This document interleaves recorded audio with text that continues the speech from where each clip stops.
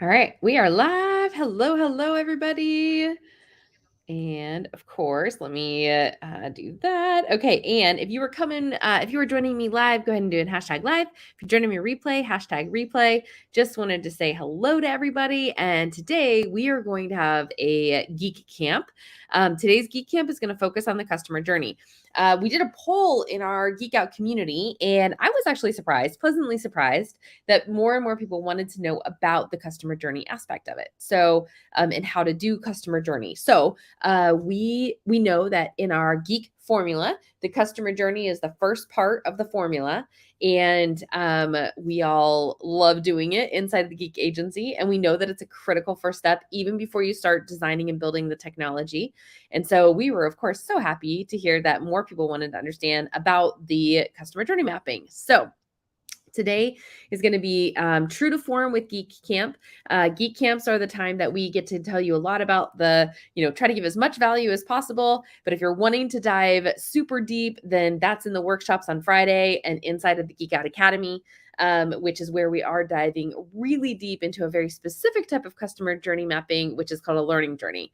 But today we are going to go kind of more high level customer journey mapping. All right, so let me go ahead and share my screen. And I'm pretty sure we're live. Just checking down on my Facebook. All right. And all right, awesome. So let me go ahead and share my screen. Yay. Okay, so we are going to dive deep into customer journey mapping tips and tricks. Now, before I get started, I think it's really important to understand that, and this is really one of the things that I love the most about the Geek community, and that is that we get to work with both in our Geek Out world and inside of our agency and with our clients. We get to work with people who are deep experts in what they do, and their marketing is not their expertise, right? Their expertise is in something else that they love and that they find in tremendous amount of joy. And here's a really important difference. We find that these particular versions of deep experts, they really are more interested in just talking and teaching about the thing that they love, right? They are less interested in understanding how to package it and how to create an offer and a value stack and even pitching it, right? They want it to basically sell itself, because in their world and in their mind, it sold itself to them, right? And they've invested countless amount of dollars and hours into this thing because they heard that calling, to use Russell's language, right? But when we're trying to understand something else, it gets a little bit harder, and especially trying to do the marketing aspect of it. I think there's just a general discomfort, right? And those are that is a key identifier of a geek. The other thing about the geek, and this is where I talk to all of our clients about, and that is, as a geek, you have this lens of seeing the world that not everybody has. So, and that shapes everything you do. And it's also something that you couldn't even take off the lens if you tried, because you have put on so much time and investment in trying to understand the world of that, right? And so that's now just a part of your lens. And so hence the glasses. It's very much this is the lens by which you see the world, and you couldn't turn it off if you tried. For me, that lens, I've spent years and years and years and years and countless hours in education and time in industry trying to understand very specifically the world of user experience, but more broadly, it would be the world of customer journeys, and how customers interact with technology. And that technology is kind of playing this middle place in between a visionary company and visionary people and the end customer, right? And they're trying to deliver that vision through a piece of technology. And that is the world that I have been in. Those are the lenses that I have. So I couldn't turn it off if I tried. Every time I see a human interacting with a piece of technology, it just, in my mind, it's like, oh, okay, this is happening, this is happening, this is happening, this is happening, right? I can't turn it off even if I tried. And so when I start to apply, in the marketing world, or create offers or courses, or right, I'm always coming from that lens.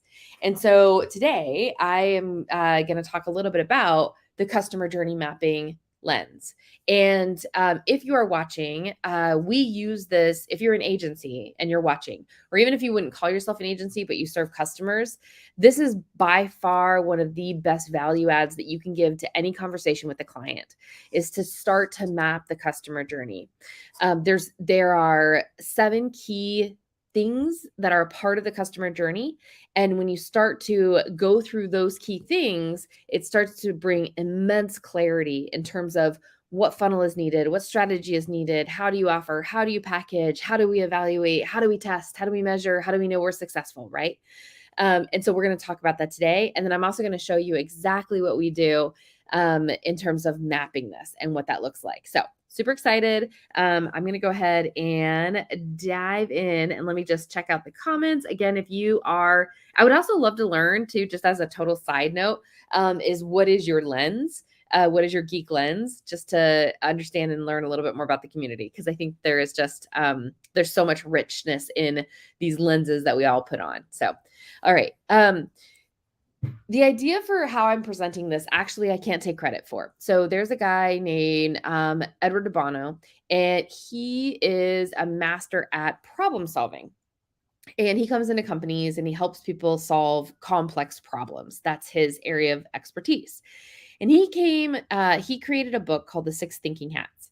And one of his approaches and techniques that he does with companies and with organizations is that he'll come in, and when they're trying to understand a complex problem, he has these 6 thinking hats, and they're all different colors.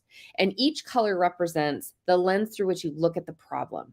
So in his world, if you were wearing a black hat, this would be about like the rules and the regulations. So if we're trying to solve this problem, how would we look at it from the rules and the regulations and the constraints of it, right?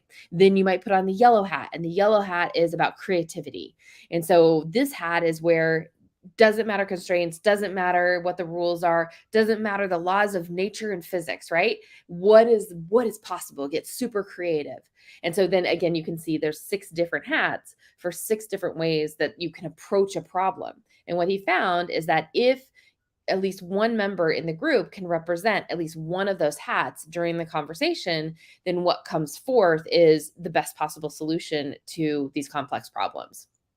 And so I'm taking a playbook out of De Bono, and as I approach customer journey mapping, I'm seeing it through these 7 layers. I couldn't quite get 6. Maybe I'll get 6 at some point, but these 7 layers. And this is exactly the process that we go through again with customers and with clients when we're trying to map out what that customer journey is. So the first one is logistics. And unfortunately, this is the one, not unfortunately, but this is usually the one that I see the most.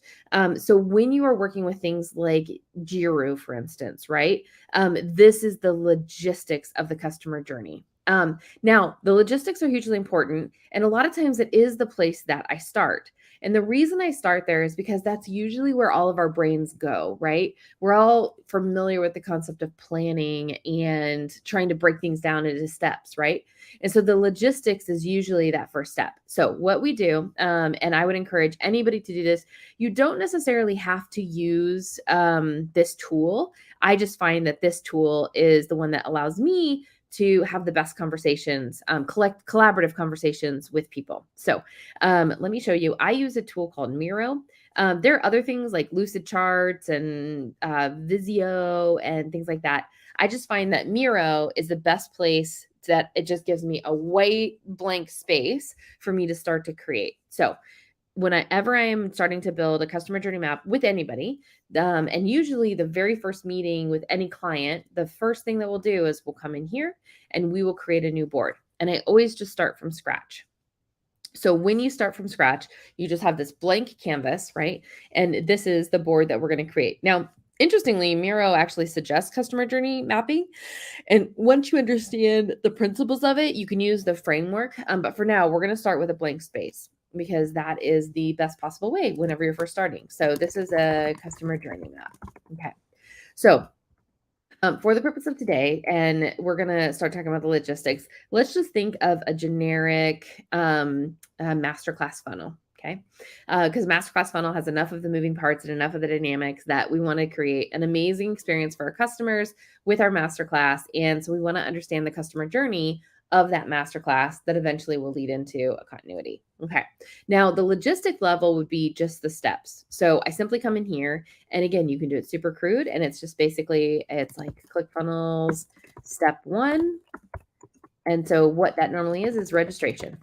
Great. Okay. So we're going to do registration. Then if we keep thinking on the funnel paths, right? Step 2 would be, and sometimes you could throw an opt-in before you do this, right? But let's just for simplicity's sake, step 1, registration. Step 2 is simply the thank you page. Okay. Easy logistics, register, thank you, boom. Now the next part of the logistics is we may want to do an email confirmation, right? And so that maybe is after they register, it's going to go and it's going to fire off my email campaign. And of course, this is going to just take me to my thank you page. Okay. All right, cool. Good. Checkbox. Logistic is done. Now, there may be some other parts of the logistics, right, where I know that I'm going to need a Zoom recording or some plate, like the location, right? The dates, the times, the location. So let's just say for simplicity's sake that we're going to do a Zoom, or the other popular one is I'm going to live book or Facebook live stream, right? All right. So inside of this email confirmation, I'll need to know the Zoom link or what is the Facebook live stream details, right? And we literally could, what I do is I open up ChatGPT. I say, after I've made the registration page, I just say, I need a confirmation email for somebody who just registered for this event. And I copy all the copy from the registration page, and then bada bing, bada boom, I have my email, I plug it into my system. Awesome. Good to go. Right. And then if you're using, like we use Active Campaign, we just send a trigger into our Active Campaign and that sends that off. Okay. So this is really simple. This is just the logistics of everything, right? So once they've done the thank you page, it's probably going to be a little bit of a delay. And then eventually we're going to actually have the masterclass, right? So we're going to host the masterclass. So there's probably some kind of email, something, right? To be like, hey, it's tomorrow. So email reminders. And typically we do that 24 hours, 1 hour before, 15 minutes till, 3 minutes after, right? And so again, we can program all that out, and that is going to be hosting of the event. Now, at the end of the masterclass, you're probably going to need a funnel. And so where you're going to sell maybe your continuity or a coaching program. So this is going to be, again, ClickFunnels, sales page 1 or checkout page, depending on how kind of informal it all is. And then maybe you'll have your sales page 2, which would be like an OTO, right? Oops, OTO. And then you would have your thank you page. Okay. So far, I would say that probably everybody is with me. You're probably like, Andrea, speed it up already. We know this part, right? And again, there'd probably be an email down here, depending on what they bought, just to confirm the order, email, order fulfillment, right? So all the details of what goes in. Okay. So if we step back, this is the customer journey just with the logistics hat on, right? We're step-by-stepping. This is how they do it. This is the steps of the funnel. And again, this is similar to what you would usually find in something like a Guru or Jiro, depending on how you say it. Okay. All right. So that's all good. Very needed. The problem with this one, though, and if we were to stop here, which is where a lot of people stop, is that it doesn't actually get to the business side of it. What do we expect? And it doesn't get to the customer expectation part of it. What would we hope that our customers would experience? It also doesn't talk about the automations and the systems and the internal processes, right? So logistics is great for number 1, but the next step that we need to go to is the strategy. Okay, so we're doing this masterclass because we are trying to increase our lead gen. Maybe that's the business strategy. Or we're doing this because we're trying to increase conversions for this particular offer at the end of the masterclass, right? So it's business strategy wise of, okay, what is the business strategy of what we're trying to do? So again, whenever I'm working with clients, I'll usually pull up Miro and we're here. And this is the point at which, okay, we've done this and it's super successful. Like, what has happened in the business? And so that's where usually the business strategy is just a brainstorm of this is what we'd hope to accomplish. So again, I just simply come up here and I go here, right? And then it's like, okay, so in this, what we've realized, and usually a lot of times business strategy leads to value ladder. So in the business strategy, what we can see here is that we have this masterclass, which is an offer that we're essentially giving, right? But we're using it as a lead gen technique. And then we have this offer, we're just going to call it offer one at the back end of the masterclass, right? And so in this, what is our primary goal? Our primary goal of this masterclass is, first and foremost, is traffic. Right? We're trying to figure out how we can actually drive traffic into this offer. And we're leveraging our bets that the masterclass is the thing that converts people into the offer, right? So it's very specifically, it's primary traffic and conversion to offer one. What is the best way that we can convert people from our traffic system into our offer one? All right, so that is success. The other thing in the business strategy that I would kind of have in the back of my mind is I would have my value ladder over here, right? So if this is my value ladder over here, and again, this I literally am usually on my mural board, just brain dumping all of this to make sure I have a big picture view. We haven't got to the linchpin yet, which is exciting. But in here, right, I'm like, okay, so on my value ladder, I'm going to do my masterclass, right, which is my free masterclass. And then from the masterclass, which right now is, let's just say that it's a free one because it's for the purpose of just trying to get that conversion into the higher, right? So that's going to be my bottom of my value ladder. And then my next one is my offer one. Okay. A lot of times with masterclass, because I'm giving time into it, it's actually a higher price point, but we'll just say that it's like a $19.97 offer or something like that. Okay. Typically, again, most of the time you would charge something for this masterclass in order to do this. And in linchpin model, this would be your dramatic demonstration one, that then you're getting into some type of offer. And again, this is where we've actually had a lot of conversations in the Geekout community of, is this technically, when you go into a high ticket, is it a DD1 or a DD2? But anyway, we'll save that for another time on the Geekout. But so I'm mapping this out. I see my business strategy. I'm like, okay, this is how it fits in with everything that I got going on. Okay, so that is the second lens. I have it clear. My purpose is trying to understand this as a conversion strategy to my offer one. Cool. Okay. The next thing that I'm going to look at now is my KPIs. Well, what would be successful? And recently on Geekout, we were doing the .com secrets and it was giving us conversions. And I actually need to go back into that book and see. But ideally, right, the target KPIs is, let's say that we are driving traffic to registration. And ideally, and this is where I might just do another little note of KPIs, right? So KPI target, right, is that we would maybe want to see, I don't know, maybe like a target of 20% conversion here for people to actually register, right? So 20 to 30% is what I would recommend, especially when you're first getting started, right? So 20, 30% conversion to, from cold or warm to a register. All right, the other KPI that we might be interested in is here. So here, and this is a number that I actually took from Catherine Jones. Shout out to her.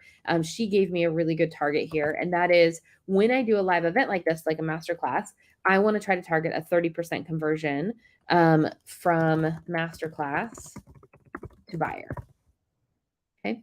And then the other KPI that, again, thanks to Catherine Jones, that she is the show rate. So another KPI is I want to have a 30% show rate. So what that means is that if I have, let's say that I invite 10 people out here, right? And that's conversion from 20%. So I have 10 people who registered here. I would hope that 30% of those show up, right? So that right there is this is where if I do the 10 and then you just do 0.3, so 3 people show up here, and then 30% of those would buy. So one person would convert, right? So it's basically from the registration, I hope that 30% of them show up. From the people that showed up, I hope 30% of them buy, right? So those would be our target KPIs. Again, when you do this all up front, right? And you might be thinking like, well, this isn't the customer journey, this is our business journey. they're part of the same coin. They're two sides of the same coin. So when I'm doing this mapping and customer journey mapping, I do have an expectation for my business and how I want it to function and the experience that I want to give for myself and my customers. And that's hugely important. So I just have those KPIs right there. And I know those targets, right? And that's where we get to learn and baseline and explore. Okay. The next thing that I would look at after KPIs is now I get to put on my experience hat. And I'm really interested in what is the intentional experience that I'm giving? What do I want people to think and feel? And what behaviors do I want to see? So if I was thinking here, right, and now I'm wanting to know experience. Well, the first thing here is I want them to be curious. So when I'm creating my registration page, my key right here is I want to pique their curiosity, and they're ranging anywhere between, huh, what is that? To, oh my gosh, yes, I really want to know more about that, right? And that's kind of the range that I'm wanting here whenever I am putting something out there. So I really want to pique their curiosity in this registration of like maybe that would be helpful. Great example would be so we do a lot of reverse squeeze pages with my clients just because they are the geeks that just want to talk about their thing and deliver value, and not hold it, to get an email first. They want to deliver and then they make an offer. So, one of my geeks that, he is expert in rental arbitrage, Airbnb rental arbitrage. And so he has something that we created called the pitch kit, which is where you basically it's a formula that you can find the right property in the right place and the right partner. And then you basically have then a pitch kit that you can go to somebody who owns the property. So you don't have to own it, and you can make a presentation to them to partner with them on a property. You can get into the Airbnb business, they still own the property. Really cool. So the pitch kit is the first step in that. So here on piquing curiosity, a lot of that is around that hook and that, like, did you know that you can have an Airbnb without owning a property? And did you know there was actually a systematic way to go about finding the right partner and not having a property and starting right away? So that is some of and of course you're like playing with those hooks and playing with that curiosity. So this is where it's like, I really want them to be curious.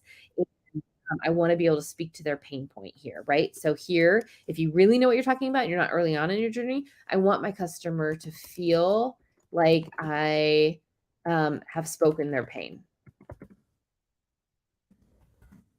Okay. Now that's harder, right? Because I'm not entirely sure, but that's my intention is like, I want them to know that I get it. Like, I get the pain. I get it.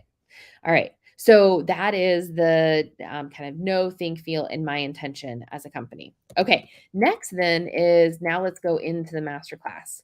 So again, here is in the masterclass, what is that experience lens? Well, first of all, depending on how you hold your masterclass, there's a whole art and science inside the masterclass of how to conduct that. But when people are coming in from an experiential standpoint, I want them to know that they are welcome.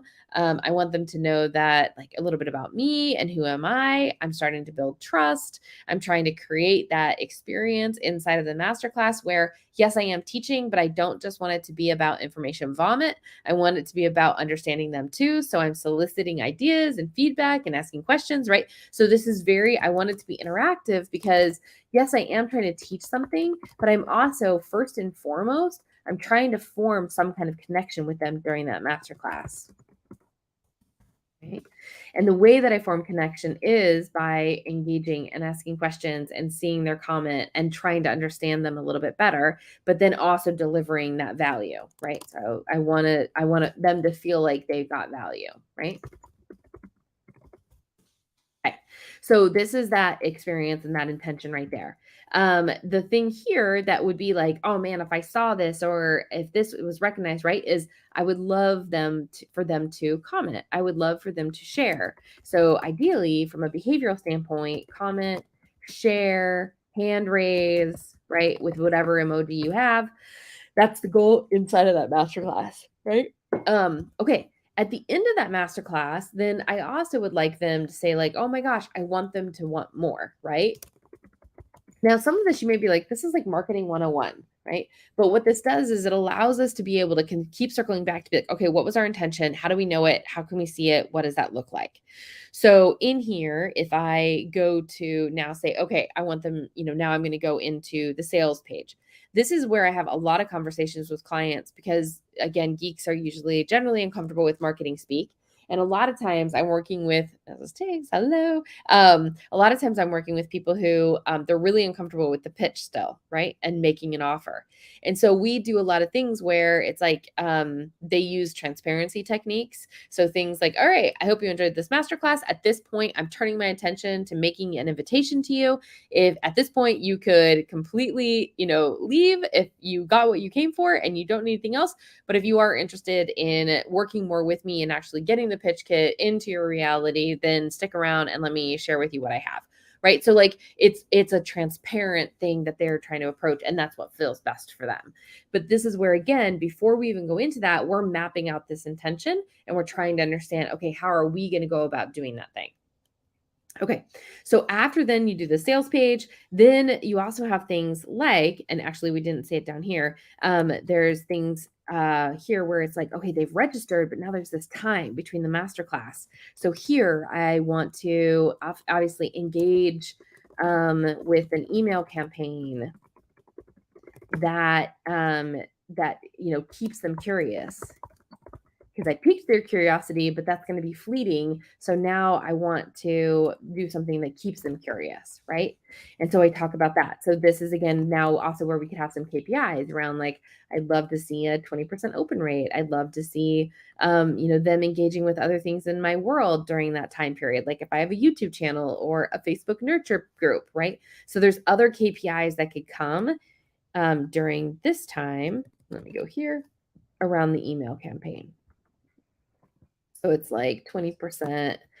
So if I have a 20% open rate and I have, let's just even say, a 3% click-through rate of them coming into the things in my world. And you can tag them with where they click on things, but I just want them to keep engaging. So here they are curious. I want to keep that curiosity. Now I want to start to form interaction and keep them with me. And then finally, when they buy, this is where I want to help them feel good about the purchase, right? Right. And again, there's lots of ways that you can do that. And this is where you would use this mapping technique to map all of that out. So helping them feel good about the purchase could be, on the thank you page, it's a video of us saying like, welcome, we're so glad you're here. Or it's an email reinforcing, or it's a gift, or it's a surprise is the number one thing that drives up customer engagement and satisfaction. Like the delight factor is something that keeps people coming back for more. So the more that you can factor in surprise into the journey, the better. So maybe here there's like a little, funny GIF. That's a great surprise, right? Or there's a, unexpected email with an actual, something that you give them. But here you really want to do whatever you can to help them feel good about the purchase and give them a safe landing. And then finally, on the thank you page, you want to address their logistical concerns of like, okay, I gave you my money, now what? So really super clear here on the thank you of like, step one, do this, step two, do this, right? And reinforce that with a series of emails. Now, I just did something super fast. I maybe spent about 10 minutes. Typically, I would spend about 2 hours doing a customer journey map with people. And so what we're doing is essentially layer by layer, trying to understand the big picture of how do we deliver the best possible customer experience while also accomplishing the thing that we want to accomplish in our business. And what I find that doing this in a visual medium on something like a Miro, and we're looking at it through these lenses, it helps us to be able to come up with that big picture and gives incredible clarity. Here's the other cool part, is that this now becomes the talking piece and the blueprint for every post conversation. So every time that I meet with a customer going into the future, I'll pull up the Miro board, being like, okay, where are we at? How did we do? Where were we successful? Where were we not? Where do we need to tweak, right?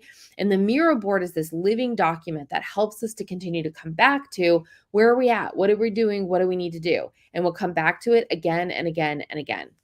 Okay, the last layer is the internal process. Now, this is for all of my tech weenies in the group who love systems and love automation. So now after I've done this, I'll go back and I will work with my tech team and copywriters and people like that to also then make the technical aspect of it, right? And so here we can see, okay, here's going to be our automation level. So we know when people register, this is where you start to consider things like, do we have unique links or dynamic links? And do we track that? And when people register, a tag is going to go on there. It's going to go into an automation inside of ActiveCampaign that then has an email sequence. And so that's when down here, you can start to actually, oops, no, that's not what I wanted. Go here. This is where you can start to map that out, right? So from step one, then basically it is tag, and then again, this is our tagging schema, right? So we know it's tag, lead, and then let's say masterclass. You could say the topic of the masterclass, and then it could be, June 2023, right? Okay, so we know that that's going to be the tag, and that tag is going to fire off, and this is where we can do an automation map, and then all the emails that are associated with it. I have actually another program that I'll talk to in depth. And I did it 2 weeks ago where I talk about the tagging schema and the way to map the customer journey. So one of the techniques, just to give one thing away here, is I have in the journey, you have different phases of the journey, right? So you have your 0 phase, which is they're nothing, right? Like they haven't given you they haven't invested in anything, they haven't done anything. It's more just like an invitation. So we're warming up a list. It's maybe a list that we got from someplace else, but it's just they're in the invitation phase. Then the next step is that they've actually given you, right? So they're a lead. So this is where I send out the invitation to the masterclass. They register for the masterclass. So now they're a lead. Then after they are a buyer, that is sorry. So that's 2. Wow. Come on. You can do it. Okay. So that's 2. That's when they're a buyer. And then the third phase is actually when they're ascending.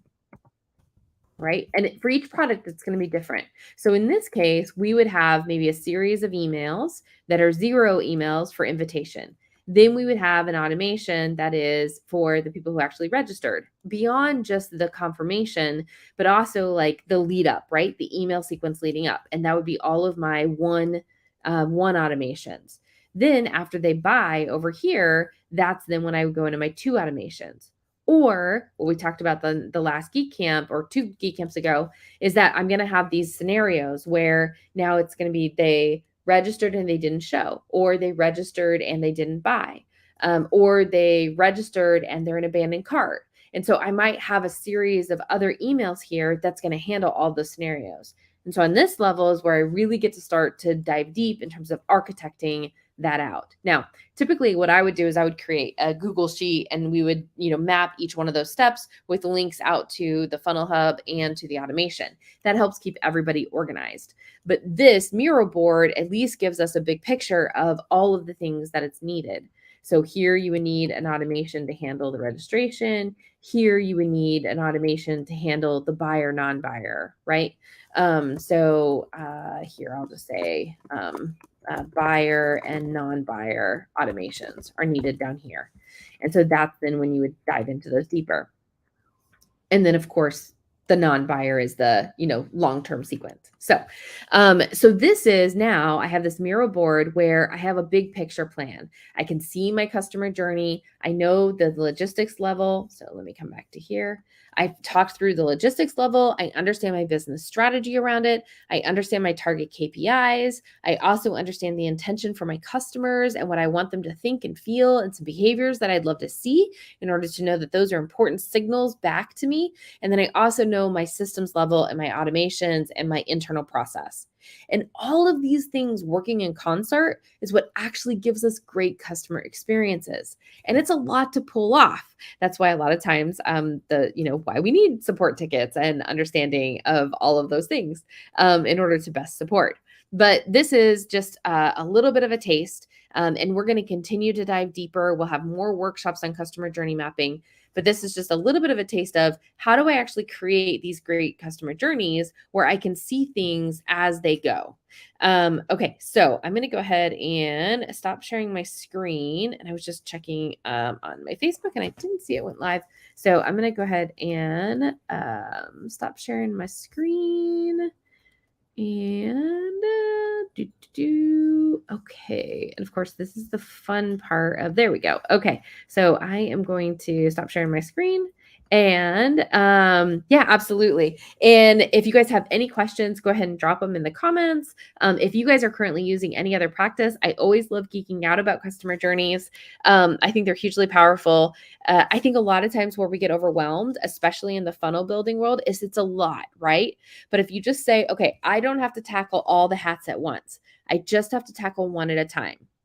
So as I'm trying to understand what I'm trying to do, I'm just going to put the logistics hat on. All right, let's just talk through logistics. What are the steps? Okay, awesome. Now let's go ahead and take off the logistics hat and let's talk through my strategy hat. Okay, why am I doing this? Let's sit back.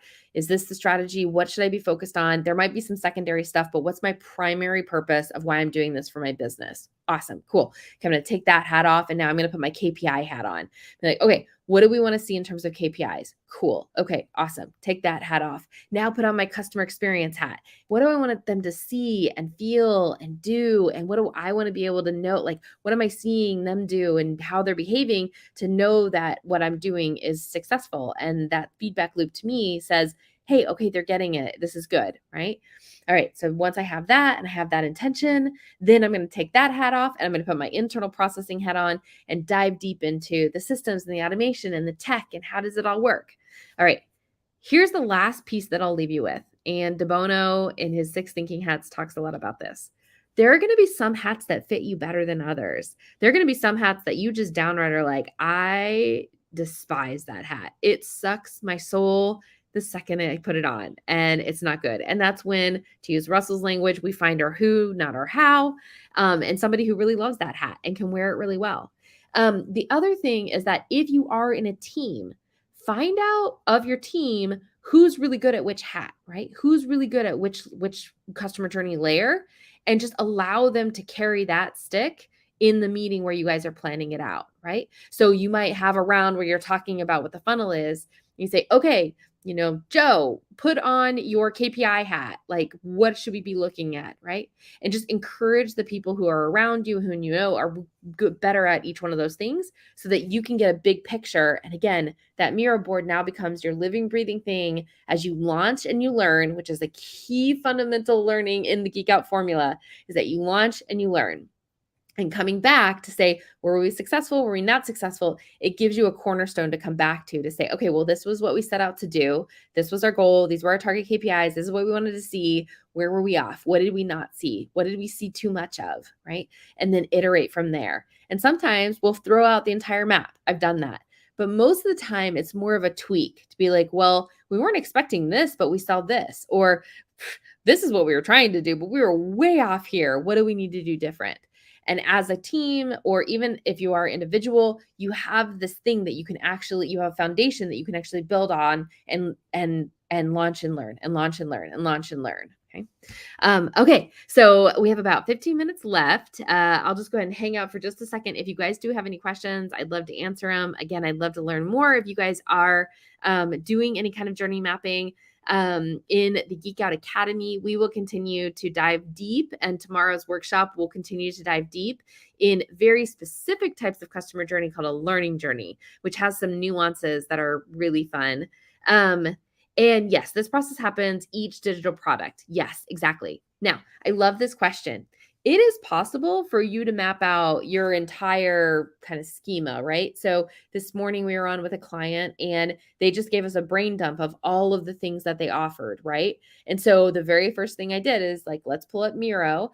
Let's organize, like, where do these things fall into the customer journey? So are they all happening in one funnel? If no, okay, well then let's focus on one part of your customer journey and take each offer and what's the journey with that offer. So a lot of times we, especially as entrepreneurs, we have so many thoughts going on and they're all kind of happening at once. Just throwing it out onto board and be like, is a customer interacting with all these things at one time? If yes, let's tackle that and let's craft that experience. If no, let's focus on one thing at a time and what's the journey with that one thing would be my recommendation. Good question. And again, I got to figure out how I can get you guys' names because all I see is Facebook user. So you have to tell me if you're so bold on who the comment is from. I'd love to know the names. Okay. Are there any other questions? as you guys are sitting with us. And again, I love Miro. It is not that expensive a tool. You can start free. And yeah, you're also using Miro. Awesome. Yes, the visual. Yes, I find that the visual is so important. Yes, exactly. That's how you visualize what's missing on your side. Perfect. Yes, yes, yes. Okay, I don't know who that's from, but you're spot on. Yes, awesome. Hey, I thought it was you, Madison. All right, I was guessing. Yes, and hot seats are at 2. Yep, so 2 o'clock, which I'm really excited about hot seats. So if you guys are not part of Academy, every Thursday at 2 p.m. Pacific, we do Geek Out hot seats. And hey, Sebastian. Oh, awesome. Okay, very cool. We do hot seats, and I'm actually really excited about today's hot seat because Sophie, who is partnered with Sebastian, and they are creating something amazing in this world. I won't give it away. I'll let them do that amazingness. But anyway, she came with a whole host of questions, and I'm so excited to address those during hot seats today. So they are just doing a great job of diving into exactly what we're talking about in creating very intentional journeys. Again, they're focused on a very specific type of customer journey called a learning journey map. But that is a type of customer journey. And it's the same technique of just how do we map this out every step of the way so we have this big picture and we can come back to it again and again. Here was our intention. Did we see it? Did we not see it? How do we need to tweak? And that is the goal. Okay, awesome. Well, then what I will do is we have about 12 minutes left to our hot seat. I'm going to peel off of this one. I'm actually going to go to the bathroom because I have forgot to go all day long. So that's going to be a gift. And then I will see all of you wonderful geeks who are part of Geek Out Academy at our 2 o'clock hot seats. Really looking forward to it. And until then, I would love to hear more about if you are just mapping customer journeys and trying to understand customer journeys. What are you dealing with? What are your questions? How do you understand that customer journey and keep coming back to iterate and learn on that journey? Until then, I will see all of you guys in a little bit and have a wonderful Thursday. Thank you.